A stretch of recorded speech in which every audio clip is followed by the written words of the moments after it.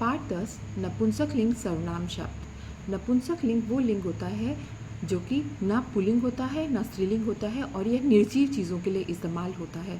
जैसे आपका हो गया कुर्सी, मेज़, नदी, फूल, इनके लिए हम क्या यूज़ करते हैं? नपुंसक लिंग यूज़ करते हैं। इस पाठ को शुरू करने से पहले हम रिवीजन करेंगे क्योंकि ये सर्वनाम शब्द हमने पाठ 8 में भी पढ़े हैं जो कि पुल्लिंग के लिए थे, पाठ 9 में भी पढ़े हैं जो कि स्त्रीलिंग के लिए थे और इस पाठ में पढ़ेंगे जो कि नपुंसक लिंग के लिए है। तो पहला हमने सर्वनाम शब्द जो पढ़ा था वो था इदम। इदम का मतलब था यह है और हमने सीखा था पुल्लिंग के लिए एक वचन में अयम, द्विवचन में इमौ और बहुवचन में इमे। स्त्रीलिंग में एक वचन में था इयम, द्विवचन में इमे और बहुवचन में इमा। नपुंसक लिंग में इदम, इमे, इमानी, यह अब हम सीखेंगे। फिर हमारा दूसरा सर्वनाम शब्द था एतत्। इसका मतलब भी यह था। पुल्लिंग में हमने सीखा ऐशा, द्विवचन में एतौ और बहुवचन में एते। स्त्रीलिंग में एक वचन में एशा, द्विवचन में एते और बहुवचन में एता। नपुंसक लिंग में एक वचन में एतत्, द्विवचन में एते और बहुवचन में क्या सीखेंगे? एतानी। ये अभी नपुंसक लिंग वाला हम सीखेंगे। तीसरा है हमारा तत्। तत् का मतलब है वह। पुल्लिंग के लिए हमने सीखा था सह, तौ, फिर ते। स था एक वचन में, तौ था द्विवचन में और ते है बहुवचन में। स्त्रीलिंग में हमने सीखा एक वचन में सा, द्विवचन में हमने सीखा ते और बहुवचन में हम सीखा ता। अब नपुंसक लिंग में जो हम सीखेंगे वो है तत्, ते, तानी। चौथा हमारा था किम, जिसका मतलब था कौन या क्या। पुल्लिंग में हमने एक वचन में सीखा क, द्विवचन में कौ और बहुवचन में के। स्त्रीलिंग में जो हमने सीखा है वो है का, के, का। और नपुंसक लिंग में जो हम इस पाठ में सीखेंगे वो है किम, के, कानी। बच्चों, एग्ज़ाम से पहले अगर आप इस टेबल को रिवाइज कर लेंगे तो आपका पाठ 8, 9 और 10 बहुत अच्छे से कंप्लीट हो जाएगा। अब इस पाठ का हम अनुवाद शुरू करते हैं। इसमें जो हमारा शब्द रूप चलता है वो चलता है फल का, फलम, फले, फलानी। इसी तरह से रहेगा पुष्पम, पुष्पे, पुष्पानी। पहला इदम किम अस्ति। इदम हमने क्या सीखा है? इदम का मतलब यह होता है यह क्या है। दूसरा है इदम पुष्पम अस्ति, यह फूल है। तीसरा है इमे के। इमे किसके लिए आता है? द्विवचन के लिए। तो ये दोनों कौन हैं? चौथा है इमे पुष्पे, ये दो फूल हैं। पांचवा है इमानी कानी संति। इमानी आएगा, ये सब कौन हैं? इमानी पत्राणी संति, ये सब पत्ते हैं। दूसरा एतत् किम। एतत् का मतलब यह होता है यह क्या है। दूसरा एतत् किम, यह क्या है।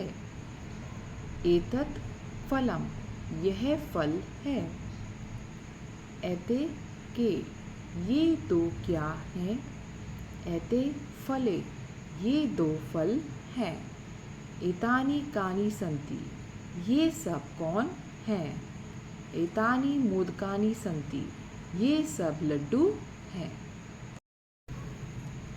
तत् किम, वह क्या है। तत् कंदुकम, वह गेंद है। ते केस्था, वे दो कौन हैं। ते कंदुकेस्था, वे दो गेंद हैं। तानी कानी, वे सब कौन हैं। तानी कमलानी, वे सब कमल हैं। अभ्यास प्रश्न करते हैं। प्रश्न 1, उचित शब्दों से रिक्त स्थानों को भरें। पहला है किम इदम, यह क्या है। इदम कमलम, यह कमल है। कमल एक ही बना हुआ है तो इसीलिए हमारा फल का पहला रूप आएगा फलम। दूसरा इदम किम, यह क्या है? इदम भवनम, यह भवन है। भवन भी एक ही बना हुआ है, ठीक है, तो इसीलिए यहाँ पे हम इस्तेमाल किसका करेंगे? इदम। तीसरा, इमे के, ये दो कौन हैं? इमे वस्त्रेस्था, ये दो वस्त्र हैं। तो द्विवचन के लिए हम के लगाते हैं और इसीलिए हमारा यहाँ पे क्या आएगा? फलम फले, दूसरा फले होता है तो इसलिए यहाँ पे हो गया वस्त्रे। चौथा, ते के, वे दो कौन हैं? ते चित्रे, वे दो चित्र हैं। आपके दो चित्र दिए हुए हैं तो उसी में हम उसको बोलेंगे। पांचवा, तानी कानी, वे सब कौन हैं? तानी पाटलानी, वे सब गुलाब हैं। छठा, तानी कानी संती, वे सब कौन हैं? तानी कदली फलानी, वे सब केले हैं। प्रश्न 2, वाक्यों का अनुवाद करें। क, ते आम्रफले, वे दो अमरूद हैं। ख, इतानी कानी संति, ये सब क्या हैं? ग, एतत् दुग्धम, यह दूध है। घ, तत् द्वारम अस्ति, वह दरवाज़ा है। ड़, इयम का अस्ति, यह क्या है? बच्चों, अनुवाद करते हुए आप लोग एक चीज़ का ध्यान रखिए, जहाँ प्रश्न चिन्ह होता है वहाँ उत्तर भी प्रश्न चिन्ह में होगा और जहाँ पूर्ण विराम है वहाँ पे आप इसको पूर्ण विराम लगाएंगे। प्रश्न 3, संस्कृत में अनुवाद करें। क, यह दवा है। इदम औषधम अस्ति। ख, ये अमरूद है। इमानी आम्रफलानि सन्ति। ग, यह भवन है। तत् भवनम अस्ति। घ, ये दो कमल हैं। एते कमलानि सन्ति। ड़, वे कई गेंदे हैं। तानि। प्रश्न 4, द्विवचन और बहुवचन रूप लिखें। अब हमें एक वचन में कुछ शब्द दिए हुए हैं, इनका हमें द्विवचन और बहुवचन लिखना है। यहाँ बच्चों मैंने आपकी जानकारी के लिए ये पुल्लिंग है, नपुंसक लिंग है या स्त्रीलिंग है, वो सब मैं लिखा है। ये किसके रूप हैं वो ये मैंने यहाँ पे लिख दिया है। ये सिर्फ जानकारी के लिए है। आपसे पूछा सिर्फ द्विवचन और बहुवचन गया है। अयम, इमौ, इमे, इदम, इमे, इमानी, तत्, ते, तानि, स, तौ, ते, किम, के, कानि। प्रश्न 5, निम्नलिखित सर्वनामों से रिक्त स्थानों को भरें। यहाँ आपको कुछ सर्वनाम दिए गए हैं, उससे आपने नीचे रिक्त स्थानों को भरना है। इयम, तौ, ता, इमानी, एते, इदम।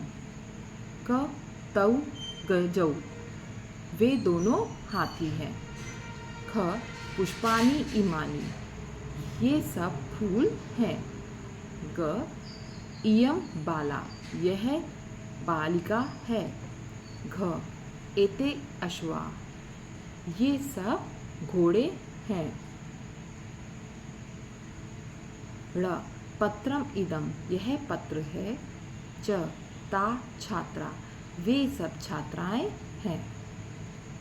प्रश्न 6, निम्नलिखित सर्वनामों के लिंग और वचन लिखें। आपको कुछ शब्द रूप दिए हुए हैं, उसका आपको लिंग बताना है और वचन बताना है। पहला शब्द रूप है कानी, नपुंसक लिंग बहुवचन। दूसरा शब्द रूप है इयम, स्त्रीलिंग एक वचन।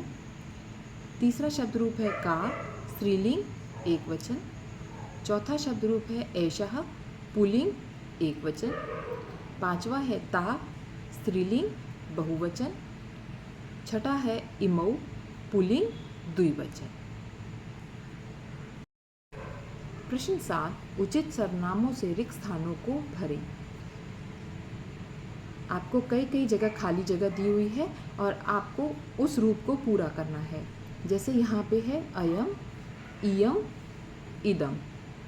ये क्या है? इदम के एक वचन के रूप हैं, तो पुल्लिंग में हम अयम इस्तेमाल करते हैं, स्त्रीलिंग में इयम करते हैं, तो नपुंसक लिंग में क्या इस्तेमाल करते हैं? इदम।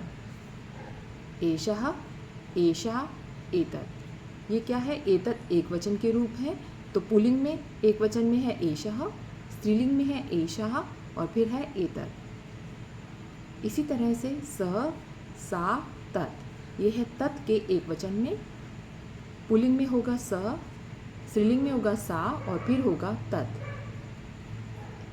फिर है एतौ, एते, एतानि, ये एतत् के द्विवचन के रूप हैं। ते, ता, तानि, ये तत् के बहुवचन के रूप में है। इमे, इमा, इमानि, ये इदम के बहुवचन के रूप हैं। ये सिर्फ आपकी नॉलेज के लिए मैंने यहाँ लिखा है, बाकी सिर्फ उत्तर सिर्फ आपकी ये 3 टेबल हैं, पुल्लिंग, स्त्रीलिंग और नपुंसकलिंग।